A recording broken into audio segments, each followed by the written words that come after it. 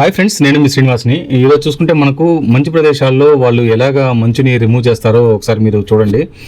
మీకు ఇక్కడ చాలా పరికరాలతో వీళ్ళు దీన్ని తీసేయడం అయితే జరుగుతుందన్నమాట. మీరు గమనించవచ్చు, ఇట్లాంటి వినూత్న పరికరాలను కూడా తీసుకొచ్చి మంచుని రిమూవ్ చేసి తీసుకొని పోయి బయట పక్క అంటే ఎక్కడ ఎవరు లేని ప్లేస్లో తీసుకొని పోయి వేస్తారనమాట. ఇక్కడ చూడండి, అన్ని కూడా అధునాతన పరికరాలను అయితే వీళ్ళు దీనికైతే యూజ్ చేయడం అయితే జరుగుతుందన్నమాట. గవర్నమెంట్ లిమిట్స్ ఉంటాయి కదండి, ఎంతవరకు వాళ్ళు దీన్ని చేయగలుగుతారో మీరే ఆలోచించండి. రోడ్డు మీద ఈ లెవెల్లో మంచు పేరకపోతే వాళ్ళు దాన్ని ఏ రకంగా తీసుకొని పోయి దాన్ని అవుట్ సైడ్లో వాళ్ళు పేర్ చేస్తున్నారు చూడండి. ఇదైతే ఇంట్లో అయితే మీకు 5 అంతస్తులు 6 అంతస్తుల్లో కూడా మంచి అయితే వచ్చేసి ఉంటుంది. అరే ఇంట్లో కూలర్ని పెట్టుకుంటారు నాయన అంటే ఇంటి చుట్టూ కూలర్ని పెట్టుకునే తట్టుగా ఉంది, అంటే ఏసీలనే పెట్టుకునే తట్టుగా ఉంది. ఐస్లోనే ఇంట్లో జీవితం అంతా గడుపుతున్నారనమాట. అంత పరిస్థితుల్లో వీళ్ళు ఉన్నారని చెప్పొచ్చు. ఇక్కడ చూడండి, ఆ గడ్డగట్టిపోయిన మంచుని పొడి పొడిగా చేసేసి సైడ్కి అయితే విసిరేస్తున్నారనమాట. ఇలా కూడా వీళ్ళు దీన్ని రిమూవ్ చేస్తున్నారు.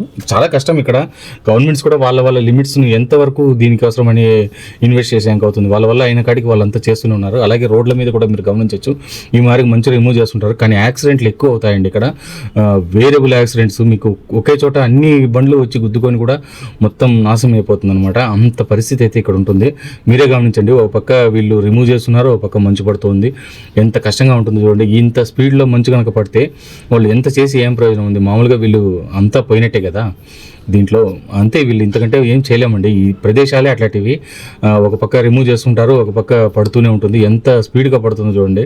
ఇంత స్పీడ్గా పడితే వాళ్ళు ఏం చేయగలరు? ఇప్పుడు దీనికి చూడండి, కార్ల పైన ఉండే మంచు రిమూవ్ చేయడానికి వీళ్ళు ఇలాంటి పరికరం ఒకటి తీసుకొచ్చారనమాట. దీనికి ఛార్జెస్ ఉంటాయి, వాళ్ళు పే చేశారంటే వాళ్ళే వచ్చి కార్ల మీద ఉండే మంచునంతా రిమూవ్ చేసేసి వెళ్ళిపోతారనమాట.